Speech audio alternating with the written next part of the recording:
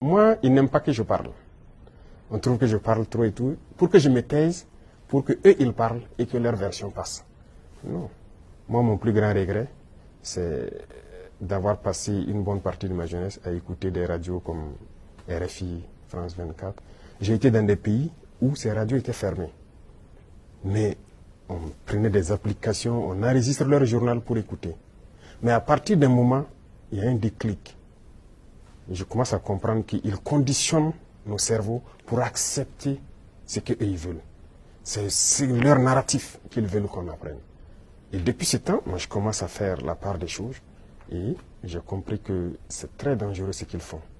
Et aujourd'hui, plus que jamais, je me rends compte qu'ils ont conditionné l'esprit, surtout des Africains. Et l'histoire africaine aussi, ils ont tout manigancé pour faire passer les mensonges.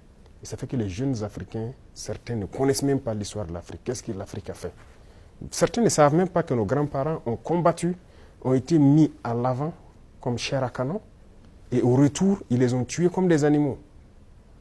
Est-ce que les gens savent que quand la France expérimentait sa première bombe atomique, ce sont des soldats noirs qu'ils ont mis à côté dans le rayon létal pour voir l'effet que ça fait? Sortons les archives. Tout ce qu'ils ont utilisé contre l'Afrique, c'est terrible. Et chaque fois, ils cherchent à envoyer des informations pour diviser, pour manipuler la jeunesse. Mais ça ne passe plus. Et tant qu'ils vont continuer de voir l'Africain comme ça, comme un sous-homme qui n'est pas capable de réfléchir, qui n'est pas capable d'innover, capable d'inventer, on ne pourra jamais être amis.